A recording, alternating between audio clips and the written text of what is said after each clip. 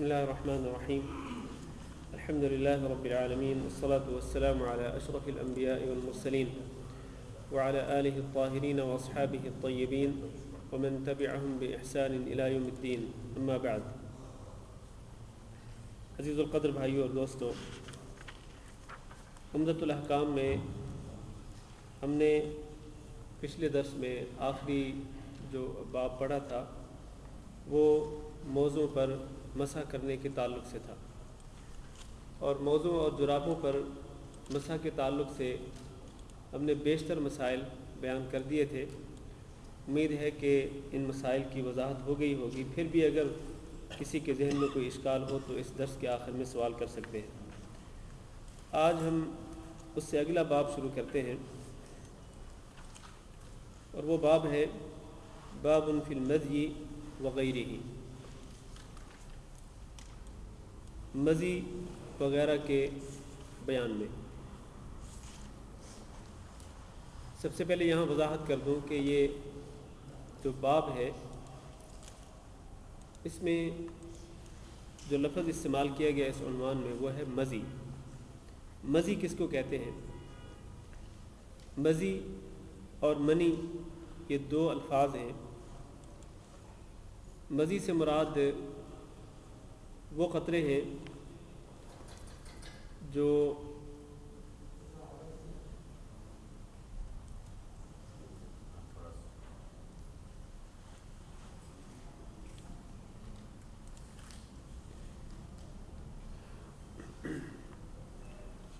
مذی سے مراد وہ قطرے ہیں جو کہ شہوت کے وقت خارج ہوتے ہیں.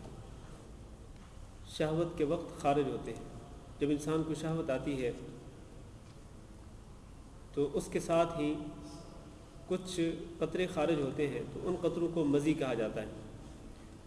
لہٰذا اس باب میں یہ بیان کیا جائے گا کہ مذی کے تعلق سے حدیث میں کیا آتا ہے. اور منی اس مادہ کو کہتے ہیں جو کہ شہوت کے ساتھ ٹپک کر نکلتا ہے، چاہے مرد سے چاہے عورت سے. جہاں تک منی کے قطرات کا تعلق ہے تو اس سے غسل فرض ہو جاتا ہے، اور مذی سے غسل فرض نہیں ہوتا. اس سے وضو ٹوٹ جاتا ہے لیکن اس سے غسل فرض نہیں ہوتا ہے. ابھی جو احادیث ہم پڑھیں گے، بلکہ ایک ہی حدیث جو ہے وہ اس مذی کے تعلق سے یہاں پر ذکر کی گئی ہے، اس سے انشاءاللہ آپ کو اندازہ ہو جائے گا کہ مذی کے متعلق حدیث میں کیا ہے. سب سے پہلی حدیث پڑھتے ہیں. عن علی بن ابی طالب رضی اللہ عنہ قال كنت رجلا مذاء فاستحييت ان اسأل رسول الله صلى الله عليه وسلم لمكان ابنته مني، فأمرت المقداد بن الأسود فسأله فقال يغسل ذكره ويتوضأ. وللبخاري توضأ واغسل ذكرك، ولمسلم توضأ وانضح فرجك. حضرت علی بن ابی طالب رضی اللہ تعالیٰ عنہ سے روایت ہے، انہوں نے کہا كنت رجلا مذاء.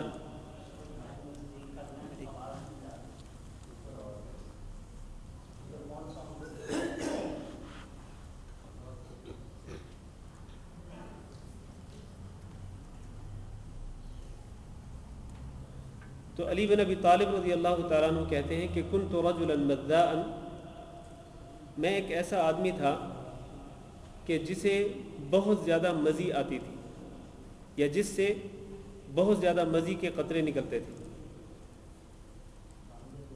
فاستحییت، تو فرماتے ہیں مجھے شرم آئی، ان اسأل رسول اللہ صلی اللہ علیہ وسلم، کہ میں سوال کروں رسول اکرم صلی اللہ علیہ وسلم سے اس تعلق سے کہ مجھے چونکہ مذی بہت زیادہ آتی تھی اور یہ قطرے بہت زیادہ نکلتے تھے، تو مجھے شرم آئی کہ میں رسول اکرم صلی اللہ علیہ وسلم سے سوال کروں. کیوں شرم آئی؟ اس کی وجہ بیان کرتے ہیں. کہتے ہیں لمکان ابنتہ منی، آپ کی صاحبزادی کی وجہ سے، کیونکہ وہ میرے نکاح میں تھی.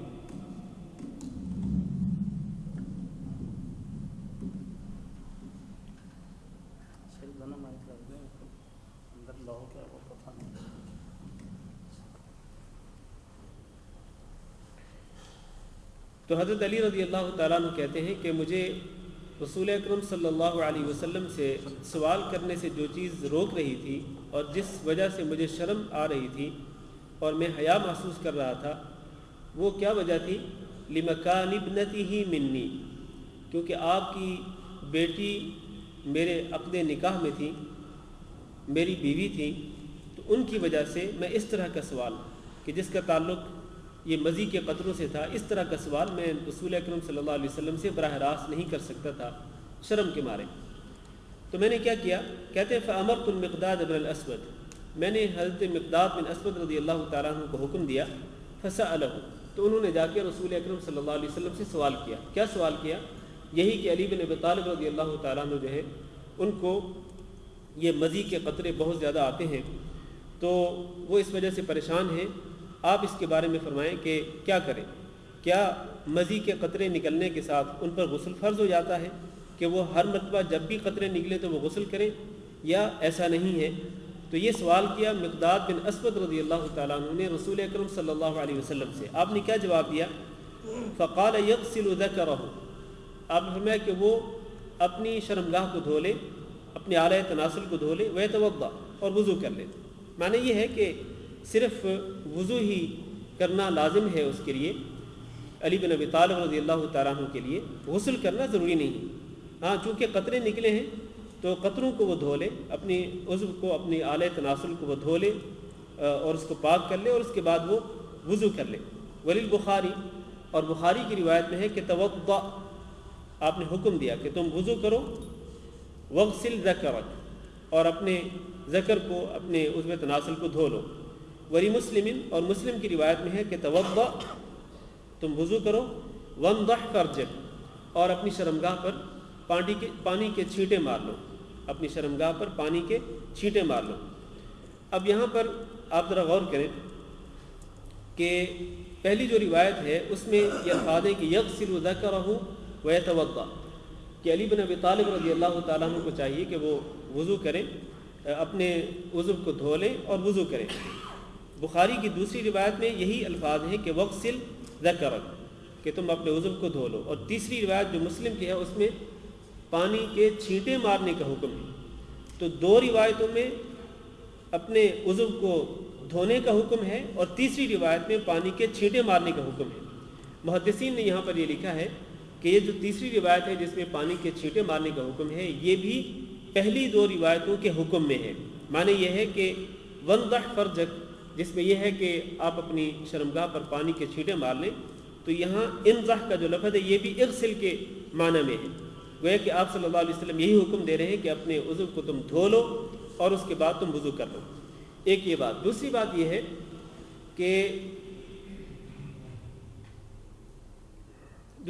ہے کہ مزی کے قطرے نکلنے کے ساتھ غسل فرض نہیں ہوتا ہے۔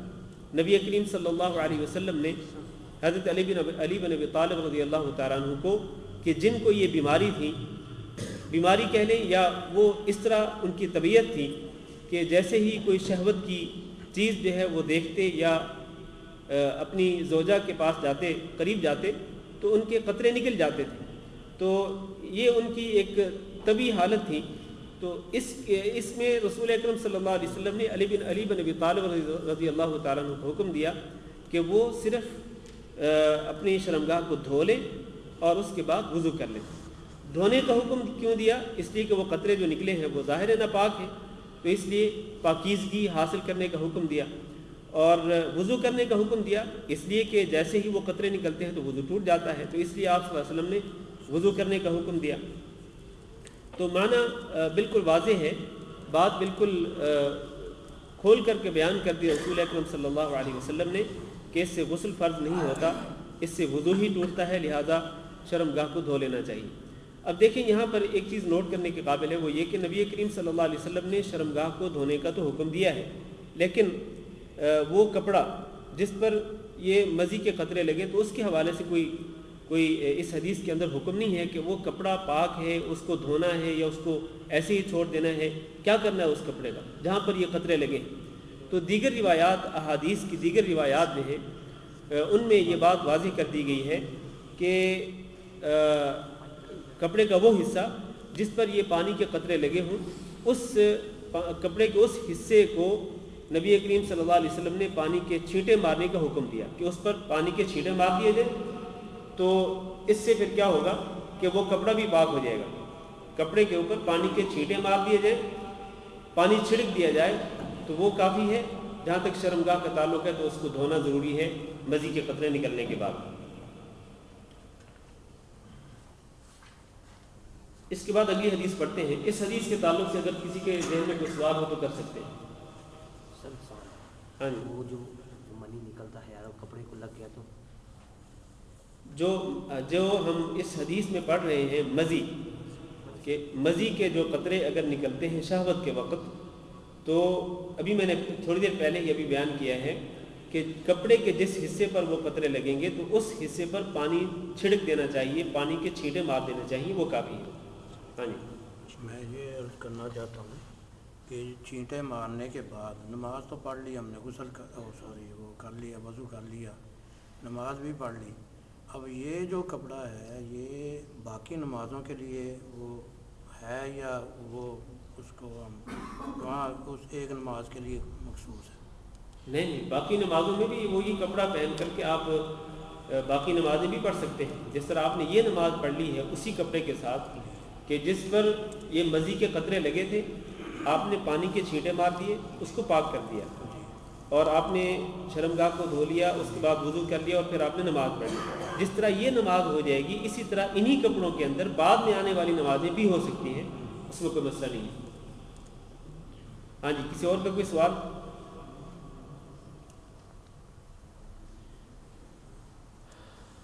دین کے اندر چونکہ شرم نہیں ہے, حیا نہیں ہے, تو اس لیے میں نے بالکل واضح کر دیا ہے کہ مزی میں اور منی میں کیا فرق ہوتا ہے. مجھے امید ہے کہ آپ لوگ سمجھ گئے ہوں گے کہ مزی کا تعلق جو ہے یہ ان قطروں کے ساتھ ہے کہ جو شہوت کے وقت نکلتے ہیں, شہوت کے ساتھ نہیں, شہوت کے وقت خارج ہوتے ہیں.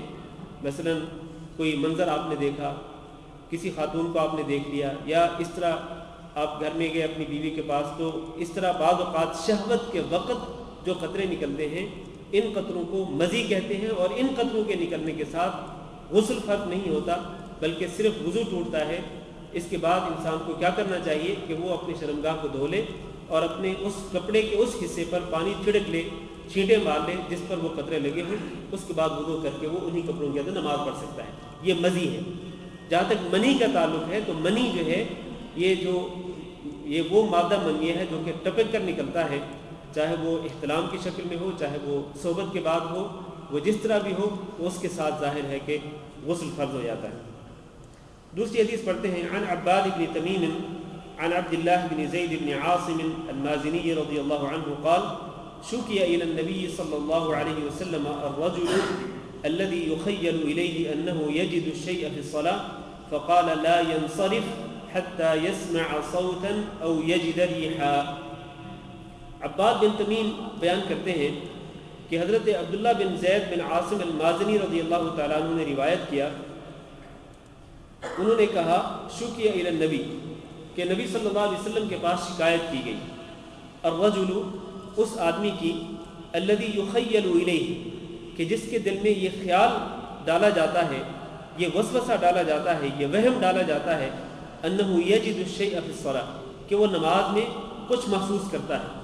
یعنی وہ آدمی کہ جس کے ذہن میں یہ وسوسہ پیدا ہوتا ہے, خیال آتا ہے, وہم سا آ جاتا ہے کہ نماز کے اندر اس نے کچھ محسوس کیا ہے, یعنی وضو کے ٹوٹنے کے تعلق سے اس کو ایسے لگا کہ جیسے اس کا وضو ٹوٹ گیا.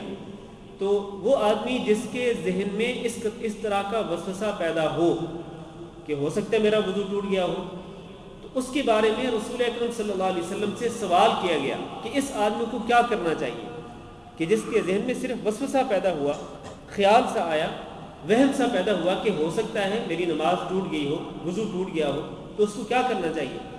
فقال تو آپ صلی اللہ علیہ وسلم نے جواب دیا لا ينصرف وہ نماز توڑ کر نہ جائے, لا ينصرف وہ نہ پھرے, یعنی نماز توڑ کر وہ باہر نہ جائے بلکہ وہ نماز جاری رکھے, حتی یسمع صوتا یہاں تک کہ وہ آواز سنے, او یجد ریحا یا وہ بو محسوس کر لے. یعنی ان دو حالتوں میں سے ایک حالت میں ہی، ان دو حالتوں میں سے کسی ایک حالت میں ہی وہ نماز توڑ کر جا سکتا ہے کہ وہ آواز سنے ہوا خارج ہونے کی، یا وہ بو محسوس کر لے۔ ان دونوں میں سے کوئی ایک صورت ہو تو وہ نماز توڑ کر چلا جائے، کیونکہ اس کا وضو ٹوٹ چکا یقینی طور پر۔ اب اس حالت میں وہ نماز جاری نہیں رکھ سکتا ہے۔ لیکن اگر یہ دونوں صورتیں نہ ہوں، نہ اس نے آواز سنی ہو اور نہ ہی اس نے بو محسوس کی ہو، تو پھر یہ صرف وہم ہی ہے، یہ وسوسہ ہے۔ لہذا اس وسوسے اور اس وہم کی وجہ سے اس کو نماز نہیں توڑنی چاہیے۔ لا ینصرف، وہ نماز توڑ کر نہ جائے، منع کر دیا رسول اکرم صلی اللہ علیہ وسلم نے۔ تو اس حدیث سے ثابت یہ ہوتا ہے کہ جب انسان باوضو ہو، اور ظاہر ہے کہ باوضو ہو کر ہی وہ نماز شروع کرتا ہے، اس کو یقین ہوتا ہے کہ میں نے وضو کیا ہوا ہے، وہ طہارت کی حالت میں ہے، تو یقین کی حالت میں اس نے نماز شروع کی۔ اب اس یقین کو اس یقین کے اندر تزلزل اور تردد پیدا کرنے کے لیے شیطان کی طرف سے بعض اوقات وہم اور وسوسہ سا پیدا ہو جاتا ہے کہ شاید میرا وضو ٹوٹ گیا۔ صرف شیطان جو ہے وہ انسان کی نماز کو خراب کرنا چاہتا ہے۔ تو اس وسوسے اور اس وہم کا علاج کیا ہے کہ انسان اپنی نماز جاری رکھے اور وہ اپنی نماز توڑ کر کے نہ جائے، کیونکہ شیطان تو یہ چاہتا ہے کہ اس کی نماز یہ خراب ہو، یہ اس نماز کو توڑے، واپس چلا جائے، اور جب تک واپس آئے گا وضو کر کے ہو سکتا ہے جماعت جا چکی ہو، تو جماعت کے ثواب سے محروم کرنا چاہتے ہیں شیطان۔ تو جس کو اس طرح کا وہم ہو، وسوسہ آئے، اس کو خیال سا پیدا ہو کہ شاید میرا وضو ٹوٹ گیا، تو اس کے لیے حکم یہ ہے کہ وہ نماز توڑ کر نہ جائے، وہ نماز جاری رکھے۔ ہاں، دو میں سے ایک ہی صورت کے اندر وہ نماز توڑ کے جا سکتا ہے، اور وہ دو صورتیں کیا ہیں کہ یا تو آواز سن لے ہوا خارج ہونے کی، یا پھر وہ بو محسوس کر لے۔ ظاہر ہے کہ ان دونوں صورتوں میں یقین ہو جائے گا کہ یقیناً وضو ٹوٹ چکا ہے۔ تو جب یقین ہو 100%، تو پھر یقینی طور پر اس کو نماز توڑ کر کے جانا پڑے گا، اور وضو دوبارہ کر کے دوبارہ نماز پڑھنی ہوگی۔ اگلی حدیث پڑھتے ہیں، وعن ام قیس بنت محصن الاسدیہ۔ اس حدیث کے بارے میں کوئی سوال ہو کسی کا؟ ہاں جی۔ نماز کے دوران میں بھی کھانسی سے یا کسی سے ایسا محسوس ہوتا ہے کہ خطرہ شاید نکل گیا پیشاب؟ ہاں، یہ صرف وہم ہے، یہ کہ کسی کو کھانسی آئے اور اس کو ایسے خیال آئے، اس کے ذہن میں یہ وہم پیدا ہو کہ شاید جب کھانسی آئی تھی اس وقت وضو ٹوٹ گیا ہو، تو یہ وہم ہے۔ اس کا جو ہے علاج یہی ہے کہ آپ نماز جاری رکھیں، اور اس وسوسے اور اس خیال کو اور اس وہم کو کوئی اہمیت نہ دیں، اپنی نماز جاری رکھیں جب تک آپ کو یقین نہ ہو جائے کہ جب آپ کو کھانسی آئی تھی تو ہوا خارج ہو گئی تھی یقینی طور پر، یا آپ نے آواز سنی یا بو محسوس کر لی، تو پھر یقینی طور پر آپ کو جانا پڑے گا دوبارہ وضو کرنے کے لیے۔ کسی اور کا کوئی سوال؟ ہاں جی۔ وعن ام قیس بنت محصن الاسدیہ۔ آپ پوچھ سکتے ہیں؟ ہاں جی۔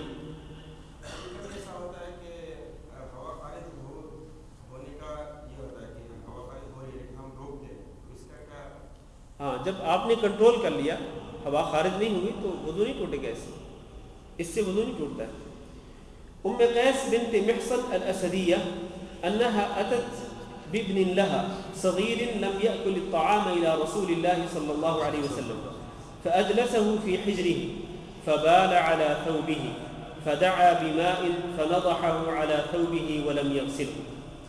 ام قیس بنت محصن الاسدیہ رضی اللہ تعالیٰ عنہ روایت کرتی ہیں، انها اتت، کہ وہ آئیں، بابن لها، اپنے بیٹے کے ساتھ، صغیر، جو چھوٹا تھا، لم یأکل الطعام، جو کھانا نہیں کھاتا تھا، وہ اپنے بیٹے کو لے کر کے آئیں، چھوٹا بچہ تھا، اس کو لے کر کے آئیں، صغیر، چھوٹا تھا، لم یأکل الطعام، ابھی اس نے کھانا شروع نہیں کیا تھا، مطلب دودھ پیتا بچہ تھا، ابھی اس نے کھانا شروع نہیں کیا تھا۔ ان کو لے کر کے آئیں، اپنے بیٹے کو لے کر کے آئیں، کہاں؟ الی رسول اللہ صلی اللہ علیہ وسلم، رسول اکرم صلی اللہ علیہ وسلم کے پاس لے کر کے آئیں۔ فاجلسه فی حجری، اب آپ صلی اللہ علیہ وسلم کی شفقت دیکھیں کہ جیسے ہی یہ خاتون اپنے ایک دودھ پیتے بچے کو لے کر کے آئیں رسول اکرم صلی اللہ علیہ وسلم کے پاس، تو آپ نے اس بچے کو لے کر اپنی گود میں بٹھا لیا۔ اجلسہ، اس کو بٹھا دیا آپ نے، فی حجرہ، اپنی گود میں۔ تو اس بچے نے کیا کیا؟ فبال علی ثوبہ، اس بچے نے پیشاب کر دیا آپ صلی اللہ علیہ وسلم کے کپڑوں پر۔ اب اس کا رد عمل کیا تھا؟ اب دیکھیں، نبی کریم صلی اللہ علیہ وسلم نے اس بچے کو برا بھلا نہیں کہا، اور نہ ہی اس کی ماں کو برا بھلا کہا۔ آپ تو بڑے مشفق تھے، بڑے مہربان تھے، بچوں پر بڑی شفقت کرتے تھے اور بچوں سے بڑا پیار بھی کرتے تھے۔ یہ ایک طبیعی بات تھی، چھوٹا دودھ پیتا بچہ ہے، اس نے گود میں پیشاب کر دیا، آپ نے کوئی واویلا نہیں کیا، کوئی آپ نے برا بھلا نہیں کیا، آپ نے کوئی گالی گلوچ نہیں کی، بلکہ فدعا بماء، آپ نے پانی منگوایا، فنضحه على ثوبه، آپ نے وہ پانی اپنے کپڑے پر چھڑک دیا، چھینٹے مارے، یعنی آپ نے اس پانی کے اندر اپنا ہاتھ بھگویا اور پھر اپنے بھیگے ہوئے ہاتھ کے ساتھ پانی کے چھینٹے مار دیے، کہاں پر؟ اپنے اس کپڑے پر جہاں پر اس بچے نے پیشاب کیا تھا، وَلَمْ يَغْسِلْهُ، اور آپ نے اس کپڑے کو دھویا نہیں، اس کپڑے کو آپ نے دھویا نہیں۔ اس کا معنی یہ ہے کہ اگر دودھ پیتا بچہ لڑکا ہو، مذکر ہو، اگر وہ ماں کی گود میں یا باپ کی گود میں یا کسی بھی انسان کی گود میں پیشاب کر دے تو اس کے پیشاب کو پاک کرنے کا طریقہ کیا ہے؟ یا جو کپڑا اس کے پیشاب سے متاثر ہوا اس کپڑے کو پاک کرنے کا طریقہ کیا ہے کہ صرف آپ اپنا ہاتھ بھگوئیں اور پانی کے چھینٹے مار دیں، صرف پانی چھڑکنے سے ہی وہ کپڑا پاک ہو جائے گا۔ شرط یہ ہے کہ یہ لڑکا ہو، لیکن اگر لڑکی ہو تو پھر اس کپڑے کو دھونا ضروری ہے، اس کپڑے کو دھونا ضروری ہے، جیسا کہ دیگر احادیث میں موجود ہے۔ نہیں، اگر بچہ پیشاب کرتا ہے تو اس سے بچے کا ہی وہ وضو تو ٹوٹنا چاہیے، بچے کا ہی ٹوٹنا چاہیے اگر وہ باوضو ہے تو۔ جس کی گود میں بچے نے پیشاب کیا ہے اس کا تو وضو نہیں ٹوٹا، اس کا تو صرف یہ ہے نا کہ اس کے کپڑے ناپاک ہو گئے، یہ جسم اگر جسم کو بھی پیشاب لگا ہے تو وہ ناپاک ہو گیا، وضو تو نہیں ٹوٹا ہے۔ لہذا صرف ظاہری طہارت جو ہے اس کو کرنی پڑے گی کہ وہ اپنے کپڑے کو پاک کر لے پانی چھڑک کر، اور اگر جسم پہ بھی پیشاب لگا ہو تو وہاں پر بھی وہ پانی چھڑک لے، تو اس طرح وہ جسم بھی پاک ہو جائے گا اور کپڑے بھی پاک ہو جائیں گے۔ ایسے کوئی ایسا مخصوص یہ نہیں ہے کہ دن لینا ہے کہ 40 دن تک ہی ہونا چاہیے، 50 دن تک ہی ہونا چاہیے، اس کے بعد یہ اس وقت تک ہے کہ جب تک بچہ اپنی ماں کا دودھ پی رہا ہے اور اس نے کھانا شروع نہیں کیا ابھی تک۔ 1 سال کا بھی بچہ؟ جی بالکل، اس میں 1 سال کا بچہ بھی آ سکتا ہے، جب تک وہ اپنی ماں کا دودھ پی رہا ہے اس وقت تک وہ اس کا حکم یہی ہے۔ ہاں جی، اگلی حدیث عن عائشة ام المؤمنین رضی اللہ عنہ ان النبی صلی اللہ علیہ وسلم اتي بصبی فبال على ثوبه فدعا بماء فأتبعه إياه ولمسلم فأتبعه بوله ولم يغسله۔ عائشہ ام المؤمنین رضی اللہ تعالی عنہ بیان کرتی ہیں کہ نبی کریم صلی اللہ علیہ وسلم کے پاس لایا گیا ایک بچہ، اوتیا بالصبی، کہ آپ کے پاس ایک بچہ لایا گیا، فبال علی ثوبہ، اس نے آپ کے کپڑوں پر پیشاب کر دیا، فدعا بماء، آپ نے پانی منگوایا، فاتبعہ ایاہ، تو آپ نے اس کے پیچھے وہ پانی بہا دیا، یعنی جہاں پر اس بچے نے پیشاب کیا تھا اس کے اوپر آپ نے پانی بہا دیا۔ اور مسلم کی روایت میں فاتبعہ بولہ، کہ اس کے پیشاب کے پیچھے آپ نے پانی بہا دیا، ولم یغسلہ، لیکن آپ نے کپڑا دھویا نہیں، مطلب پانی منگوا کر کہ آپ نے پانی صرف بہا دیا، اس کے اوپر پانی انڈیل دیا، کپڑا آپ نے جتنا کپڑا متاثر ہوا تھا اس کے پیشاب کے ساتھ وہ کپڑا آگے کر کے آپ نے اس کے اوپر پانی انڈیل دیا، ولم یغسلہ، لیکن اس کو آپ نے اچھی طرح سے دھویا نہیں، جس طرح کہ دھویا جاتا ہے مل کر کے اور باقاعدہ اس کو نچوڑا نہیں، ایسا نہیں، بلکہ صرف پانی بہا دیا۔ تو اس حدیث سے معلوم یہ ہوتا ہے کہ صرف پانی بہا دینے سے یا پانی کے چھینٹے مارنے سے وہ کپڑا پاک ہو جائے گا، اس کو دھونے کی ضرورت نہیں ہے۔ لیکن یہ شرط یہی ہے، جس طرح میں نے پہلے بھی کہا ہے کہ دوسری حدیث میں اس کی وضاحت موجود ہے کہ اگر لڑکا ہو تو، ورنہ اگر لڑکی ہو تو پھر اس کی وجہ سے جو کپڑا متاثر ہوگا ناپاک ہوگا اس کو اچھی طرح سے دھو کر کے پاک کرنا پڑے گا۔ اگلی حدیث عن انس بن مالک رضی اللہ عنہ قال جاء اعرابی فبال في طائفة المسجد فزجره الناس فنهاهم النبي صلى الله عليه وسلم فلما قضى بوله امر النبي صلى الله عليه وسلم بذنوب من ماء فأهريق عليه۔ انس بن مالک رضی اللہ تعالیٰ عنہ سے روایت ہے، انہوں نے کہا جاء اعرابی، ایک بدو آیا، اعرابی سے مراد کون ہے؟ بدو دیہاتی، ایک بدو دیہاتی آیا، فبال فی طائفة المسجد، اس نے کیا کام کیا کہ مسجد کے ایک کونے میں پیشاب کر دیا، فبال فی طائفة المسجد، مسجد کے کونے میں، طائفہ کا معنی ہے کونا، مسجد کے ایک کونے میں اس نے پیشاب کر دیا، فزجرہ الناس، جب لوگوں نے دیکھا اس کو پیشاب کرتے ہوئے تو اس کو ڈانٹنے لگے، زجرہ الناس، اس کو لوگوں نے ڈانٹنا شروع کر دیا، فنہاہم النبی صلی اللہ علیہ وسلم، اب آپ نبی کریم صلی اللہ علیہ وسلم کا اعلیٰ اخلاق دیکھیں کہ آپ نے بھی لوگوں کی طرح اس پیشاب کرنے والے شخص کو ڈانٹا نہیں، بلکہ آپ نے ان کو منع کیا، یہ جو لوگ اس کو ڈانٹ رہے تھے آپ نے ان کو منع کیا کہ اس کو مت ڈانٹو. اور ایک حدیث میں ہے کہ فرمایا کہ لا تظلموہ، اس کو مت کاٹو. مطلب جب وہ پیشاب کر ہی رہا ہے تو کرنے دو اس کو، اب تو اس نے شروع کر دیا تو کرنے دو، اب اس کو مت ڈانٹو. تو آپ صلی اللہ علیہ وسلم نے ڈانٹنے والوں کو منع کر دیا. فلما قضى بولہ، پھر جب اس نے پیشاب پورا کر لیا، امر النبی صلی اللہ علیہ وسلم، تو نبی صلی اللہ علیہ وسلم نے حکم دیا بذنوب من ماء، پانی کے ایک ڈول کو لانے کا. ذنوب کا معنی ہے ڈول، پانی کے ایک ڈول لانے کا حکم دیا. فاحریق علیہ، پھر وہ ڈول لے کر کے اس کے پیشاب کے اوپر بہا دیا گیا. احریق علیہ، احریق کا معنی ہے بہانا، کہ وہ پانی کا ڈول لے کر کے اس کو اس کے پیشاب کے اوپر بہا دیا گیا. اس حدیث میں چونکہ اختصار ہے، ایک اور روایت میں اس کی تفصیل موجود ہے کہ نبی کریم صلی اللہ علیہ وسلم نے اس آدمی کو نہایت پیار اور محبت کے ساتھ اپنے پاس بلایا اور اس کو کہا کہ دیکھو یہ جو مسجد ہوتی ہے نا، یہ اس طرح کی ناپاک چیزوں کے لیے یہ ٹھیک نہیں ہوتی ہے. مسجد تو اللہ کے ذکر کے لیے ہوتی ہے، تلاوت قرآن کے لیے ہوتی ہے، نماز پڑھنے کے لیے ہوتی ہے. مسجد نماز پڑھنے کے لیے ہوتی ہے، تلاوت قرآن کے لیے ہوتی ہے، اللہ کے ذکر کے لیے ہوتی ہے. اور یہ جو تم نے کام کیا نا، یہ پیشاب تم نے کیا، تو اس طرح کی گندگی کے لیے یہ مسجد ٹھیک نہیں ہوتی ہے. اس کو بڑے اچھے انداز سے پیار اور محبت کے ساتھ اس کو سمجھایا تو وہ آدمی سمجھ گیا. اس کے بعد آپ نے پانی کے ایک ڈول منگوایا اور وہ جو پانی تھا اس ڈول کے اندر، اسی پانی کو آپ نے اس کے پیشاب کے اوپر بہانے کا حکم دیا. اس سے جو مسئلہ معلوم ہوتا ہے وہ یہ ہے کہ اگر زمین کے اوپر اس طرح کی گندگی ہو، کوئی شخص پیشاب کرتے، یا مثلا کوئی بچہ ہے، گھر کے اندر فرش ہے اور فرش کے اوپر قالین وغیرہ نہیں بچھا ہوا، بچے نے پیشاب کر دیا ہے. اب اس فرش کو پاک کرنے کا طریقہ کیا ہے؟ اس فرش کو پاک کرنے کا طریقہ یہ ہے کہ اس کے اوپر پانی بہا دیا جائے. یہ نہیں کہ اس فرش کو توڑا جائے، یا اگر زمین ہو تو زمین کی کھدائی کی جائے کہ بھئی یہ جتنی مٹی ناپاک ہوئی تو اس کو نکال کے باہر پھینک دیا جائے. نہیں، بلکہ اس کے اوپر پانی بہا دینا چاہیے، چاہے وہ کچی زمین ہو اور چاہے وہ پکی زمین ہو، پکی جگہ ہو، فرش ہو، سیمنٹڈ پتھر ہو، تو ان کے اوپر جو ہے اس جگہ کے اوپر صرف پانی بہا دینا کافی ہے. جب آپ اس کے پیشاب کے اوپر پانی بہا دیں گے یا کوئی اور گندگی ہو اس کے اوپر پانی بہا دیں گے تو وہ جگہ پاک ہو جائے گی. صرف پانی بہا دینا ہی کافی ہے. اس کو وہاں سے اس جگہ کو وہاں پر کھدائی کرنا یہ بہرحال ضروری نہیں، صرف پانی بہا دینا ہی کافی ہے. اچھا، اگر فرض کریں کہ قالین بچھا ہوا ہے، گھر کے اندر قالین بچھا ہوا ہے اور بچہ چھوٹا ہے، اس کو پتہ نہیں ہے، اس نے یا وہ بچہ قابو نہیں رکھ سکا اور اس نے قالین کے اوپر ہی پیشاب کر دیا. اب اس قالین کو پاک کرنے کا طریقہ کیا ہے؟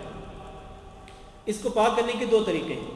یا تو یہ ہے کہ اس قالین کے اوپر پانی ڈال دیا جائے اور پھر اس کو خشک کر دیا جائے، ویکیوم مشین کے ذریعے یا کسی بھی ہوا کے ذریعے آپ اس کو خشک کر دیں تو وہ پاک ہو جائے گا.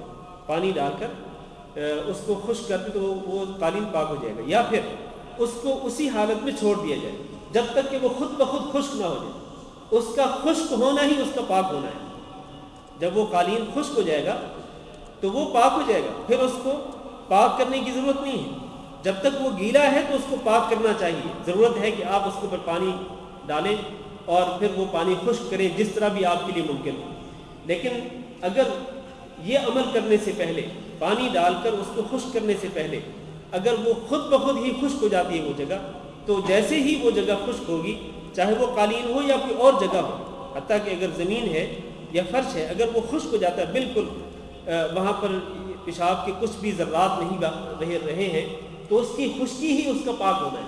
لہٰذا اس کو نئے سرے سے پاک کرنے کی ضرورت نہیں ہے. البتہ یہ ہے کہ صفائی کے لیے اگر آپ چاہیں کہ اگر یہاں پر سمیل نہ ہو، اس کی بو کو ختم کرنے کے لیے آپ اگر کسی گیلے کپڑے کے ساتھ اگر آپ اس کو صاف کرنا چاہتے ہیں تو اس میں کوئی حرج نہیں. ورنہ وہ پاک اس وقت ہو جائے گا، وہ قالین یا وہ جگہ پاک ہو جائے گی جیسے ہی وہ ناپاکی، وہ پیشاب یا جو بھی ہے، جیسے ہی وہ چیز خشک ہوگی تو اس کے ساتھ ہی وہ جگہ پاک ہو جائے گی. ہاں جی، بالکل یہی حکم ہے.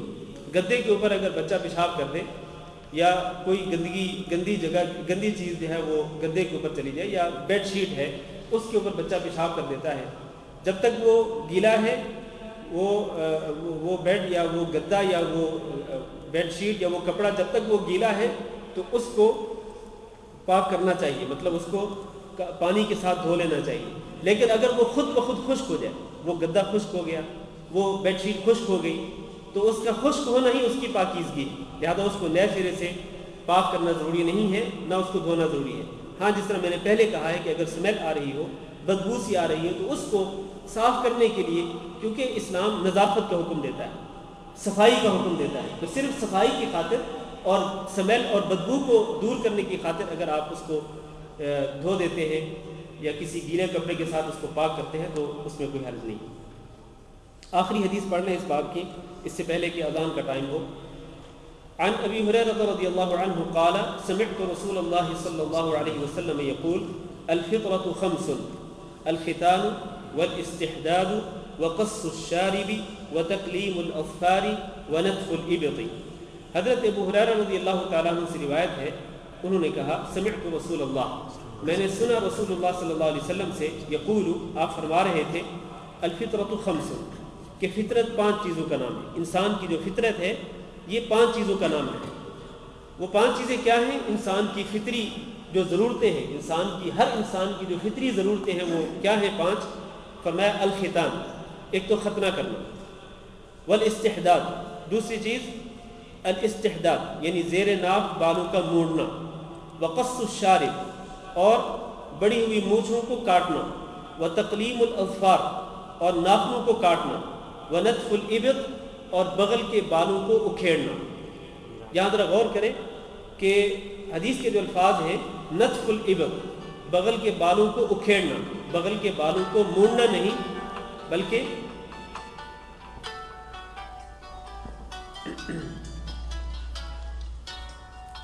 تو بغل کے بالوں کے متعلق نبی صلی اللہ علیہ وسلم کے جو الفاظ ہیں کہ ان کو اکھیڑنا چاہیے، اپنے ہاتھ کے ساتھ یا کسی اور چیز کے ساتھ ان کو اکھیڑنا چاہیے، اور یہ تبھی ممکن ہے جب آپ شروع سے جب یہ بال آنا شروع ہوئے اسی وقت سے اگر آپ نے اکھیڑنا شروع کر دیے تو پھر آپ ساری زندگی کے لیے آپ وہ ہمیشہ اکھیڑ سکتے ہیں، پھر آپ کو وہ شیو کرنے کی ضرورت نہیں پڑے گی۔ لیکن اگر آپ پہلے شیو کرتے چلے آ رہے ہیں تو اب تو ظاہر ہے کہ وہ آپ اپنے ہاتھوں کے ساتھ یا کسی اور چیز کے ساتھ ان کو کھینچ نہیں سکتے، اکھیڑ نہیں سکتے۔ تو نبی صلی اللہ علیہ وسلم نے اس حدیث کے اندر 5 فطری ضرورتوں کا ذکر کیا ہے۔ پہلی چیز ہے ختنہ، اور ختنے کے متعلق نبی کریم صلی اللہ علیہ وسلم نے ایک حدیث میں ارشاد فرما دیا کہ بچہ جب پیدا ہو تو اس کے 7ویں دن، بچے کی پیدائش کے 7ویں دن اس کا ختنہ کروا دینا چاہیے، یہی سنت ہے۔ اس کا نام بھی رکھ دینا چاہیے اور 7ویں دن اس کے سر کا حلق کروا کر اس کے بالوں کے بقدر چاندی کے وزن کے برابر جو ہے وہ صدقہ کر دینا چاہیے، نام بھی رکھ دینا چاہیے اور عقیقہ بھی کر دینا چاہیے اور ختنہ بھی کر دینا چاہیے۔ یہ سارے کام جو ہیں یہ 7ویں دن ہونے چاہیے، یہی سنت ہے رسول اکرم صلی اللہ علیہ وسلم کی۔ لیکن اگر 7ویں دن بچے کا ختنہ نہ ہو سکے تو کوئی حرج نہیں، اس کے بعد جب بھی موقع ملے تو اس کے بعد بھی ختنہ کروایا جا سکتا ہے۔ اور یہ ختنہ بھی ایک فطری ضرورت ہے، اس میں بھی یقینی طور پر طہارت ہوتی ہے، پاکیزگی ہوتی ہے، صفائی ہوتی ہے، جس کی وجہ سے یہ ایک فطری ضرورت قرار دیا گیا ہے۔ اس کے بعد والا استحداد، دوسرا کام جو ہے وہ استحداد ہے۔ استحداد کا جو لفظ ہے یہ حدید سے، حدید کس کو کہتے ہیں؟ لوہے کو، لہذا یہ لوہے کا بلیڈ ہو تو اس کے ساتھ شیو کرنا، اس کے ساتھ زیر ناف بالوں کو مونڈنا جو ہے یہ ایک فطری ضرورت ہے۔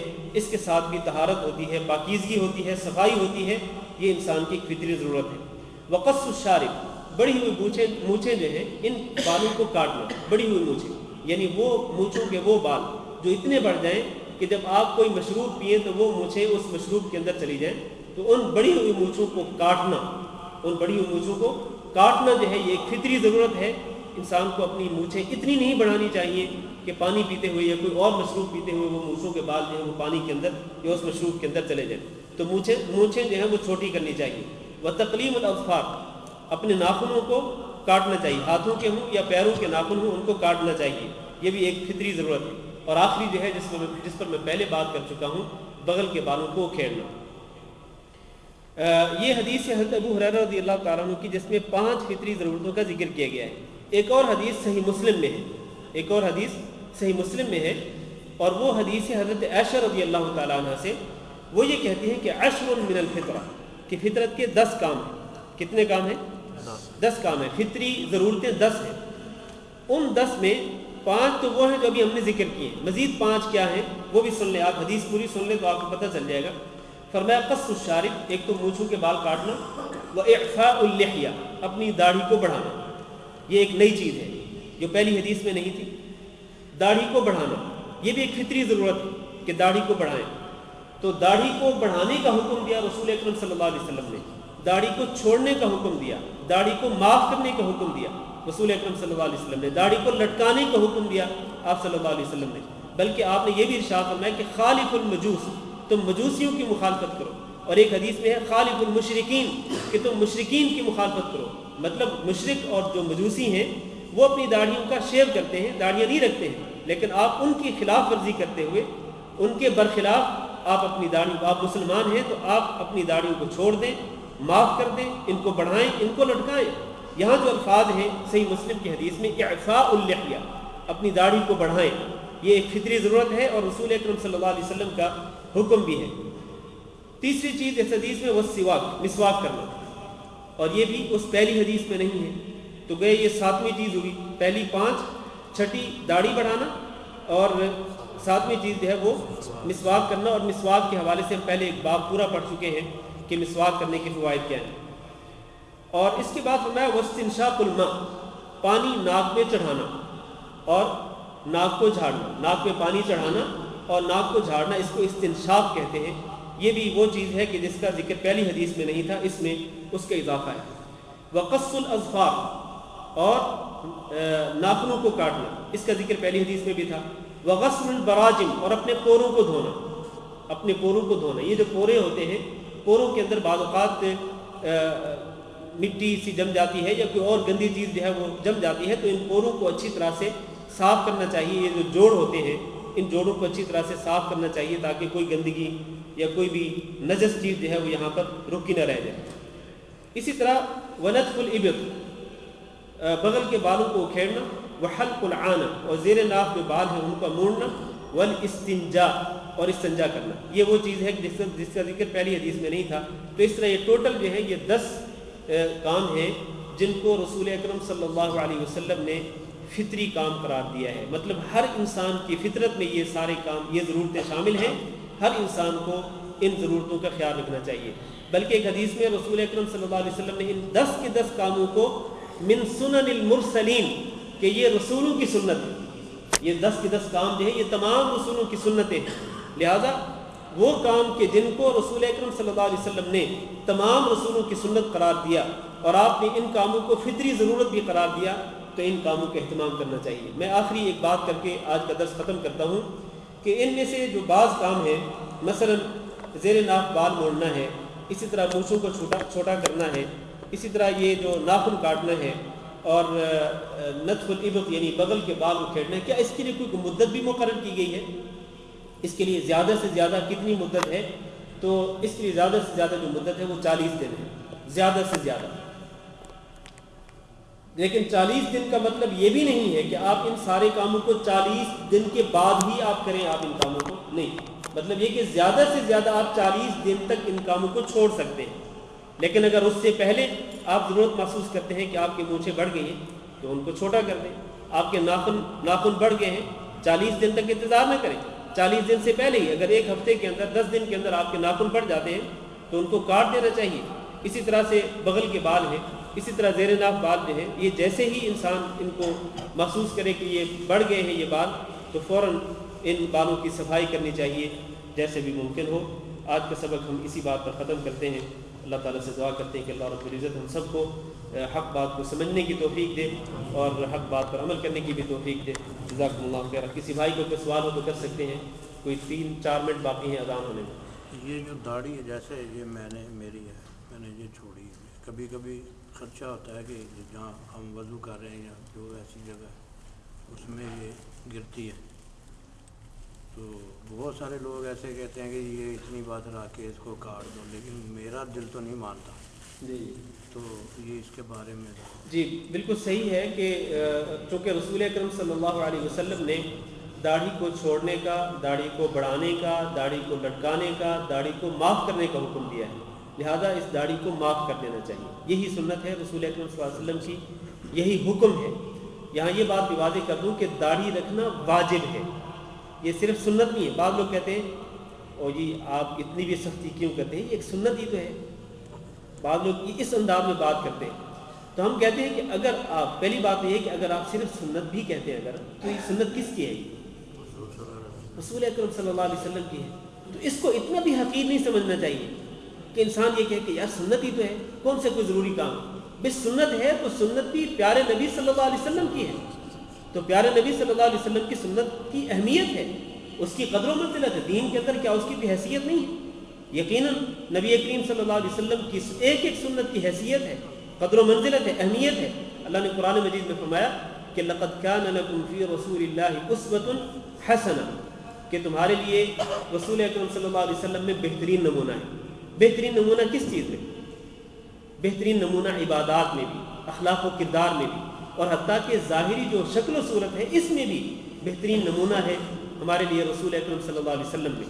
تو آپ نے اپنی پوری زندگی اپنی داڑھی کو نہیں چھیڑا ہے، کبھی آپ نے اپنی داڑھی کو نہیں چھیڑا آپ نے. اور آپ کا حکم بھی یہی ہے کہ داڑھی رکھو، چھوڑ دو، معاف کر دو، لٹکاؤ، اس کو بڑھاؤ. یہ حکم ہے آپ صلی اللہ علیہ وسلم کا. ان احکامات کی بنا پر داڑھی کا رکھنا واجب ہے. واجب کا معنی یہ ہے کہ اگر کوئی شخص اس کو چھوڑتا ہے، مطلب داڑھی منڈواتا ہے یا داڑھی چھوٹی کرتا ہے، تو یقیناً وہ گناہ گار ہے. وہ یقیناً گناہ گار ہے، کیونکہ وہ رسول اکرم صلی اللہ علیہ وسلم کے حکم کی خلاف ورزی کر رہا ہے. تو یہ جو کہا جاتا ہے کہ ایک مشت کے بعد، ایک مٹھی کے بعد جو داڑھی ہے اس کو کٹا دینا چاہیے، اس کی کوئی دلیل نہیں ہے سوائے حضرت عبداللہ بن عمر رضی اللہ تعالیٰ عنہ کے، جو کہ صرف حج کے موقع پر یہ جو مٹھی سے زیادہ بال ہوتے تھے تو وہ کٹا دیا کرتے تھے صرف حج کے موقع پر. وہ سارا سال اس طرح نہیں کرتے تھے، حج کے موقع پر ہی وہ اس طرح کرتے تھے. اور ان کے پاس وہ ایک دلیل بھی تھی شاید، کیونکہ قرآن میں ہے کہ محلقین رؤوسکم و مقصرین، کہ جب آپ مسجد حرام میں جائیں تو اس کے بعد آپ جب وہاں کے احکامات ادا کر لیں تو اس کے بعد کیا کریں؟ اپنے سروں کا حلق کروائیں، محلقین رؤوسکم و مقصرین، اور تقصیر بھی کروائیں. تو تقصیر کس چیز کا نام ہے؟ تو عبداللہ بن عمر یہ کہتے تھے کہ تقصیر کا معنی ہے اپنی داڑھی کے بعد چھوٹے کروانا. یہ ان کے ایک اپنا موقف تھا. لیکن نبی صلی اللہ علیہ وسلم کا جو حکم ہے وہ یہی ہے کہ داڑھی کو معاف کر دینا چاہیے، اس کو چھوڑ دینا چاہیے، لہذا اسی پر عمل کرنا چاہیے. جزاکم اللہ خیر. نماز کے بعد انشاءاللہ تفسیر کا درس ہوگا.